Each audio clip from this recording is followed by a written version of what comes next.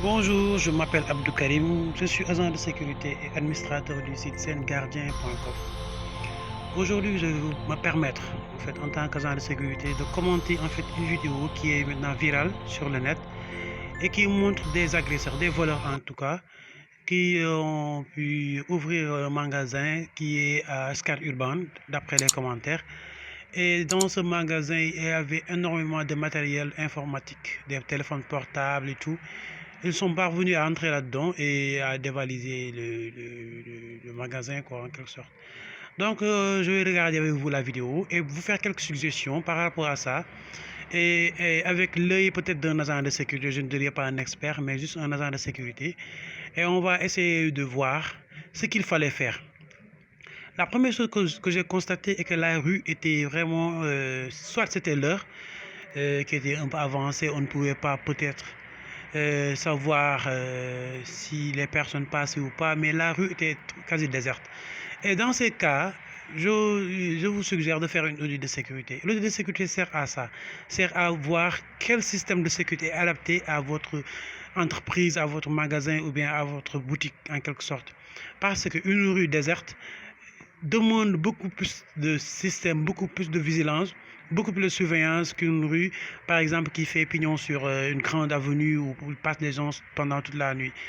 Certes, la sécurité pour tout le monde, mais dans ces cas de figure, il faut vraiment, vraiment faire attention à quel système de sécurité mettre. Et pour ça, il faut une audit de sécurité, c'est primordial.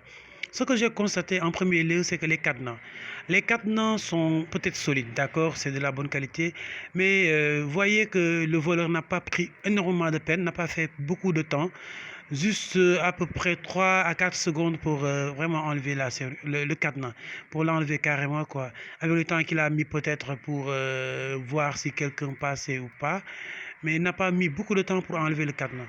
Donc il faut y réfléchir, il faut réfléchir vraiment à son système de verrouillage, à son système de sécurité, vraiment sur les ouvertures.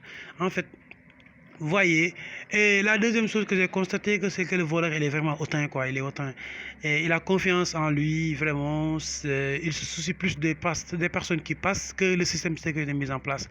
Par exemple, là, il regarde lui-même, il voit qu'il y a une caméra, il y a un système de vidéosurveillance, mais vraiment, je m'excuse du terme, mais il s'en fout.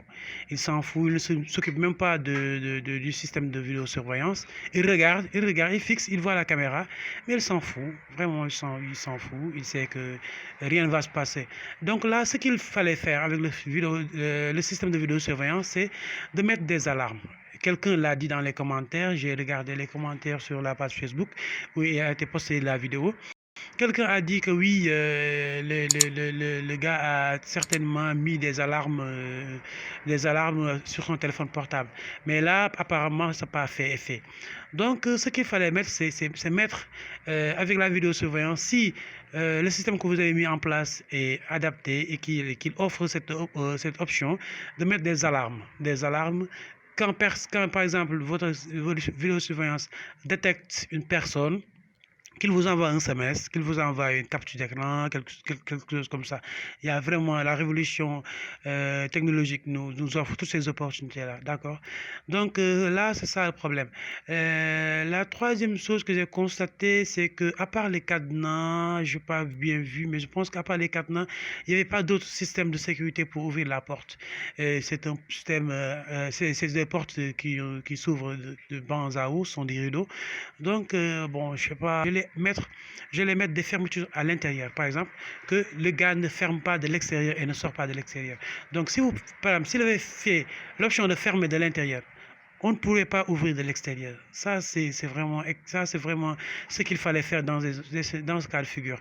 Donc, on va passer la porte, après on va y revenir. On va passer la porte, la grande porte, et maintenant venir directement sur la porte en verre qui donne accès directement à la boutique. Donc là, on sent aussi qu'il a fait 2 fois la serrure. Moi, je pense que c'était pour regarder si personne ne passait ou bien que simplement c'est regarder si voilà quoi, il peut ouvrir la porte facilement. Et là, on voit qu'il suffit simplement de pousser et top, c'est parti, c'est ouvert. Là, moi, en tant qu'agent de sécurité, j'aurais mis un système vraiment d'alarme, quoi, un système d'alarme. Là, avec vraiment un système d'alarme de 2000 décibels, voilà, tout le quartier serait vraiment réveillé et même si tout le monde, personne ne va sortir, mais les voleurs vont partir. Ça, c'est sûr. Vous mettez un système d'alarme et un système de lumière, de projection de lumière détectable, en fait, qui détecte des personnes d'intrus. Il y a maintenant ce genre de lumière qui existe dans la sécurité.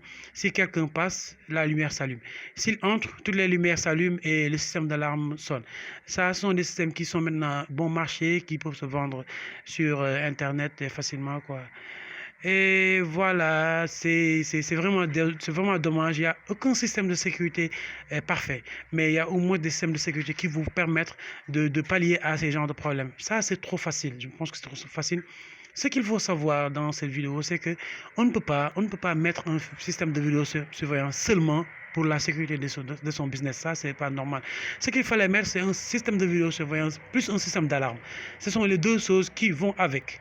Et ils vont ensemble, c'est son binôme. Si vous ne pouvez pas avoir tout ça, au moins ayez un agent de sécurité, un rondier peut-être.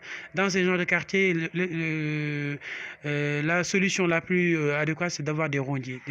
Vous prenez quelques agents de sécurité, vous cotisez. Si vous n'avez pas les moyens de payer un gardien, vous cotisez, vous payez une entreprise et va vous donner des rondiers, des gens qui vont passer chaque 30 minutes, chaque 15, chaque 20, chaque 30 minutes, chaque 1 heure de temps. Ça dépendra en fait de votre entente.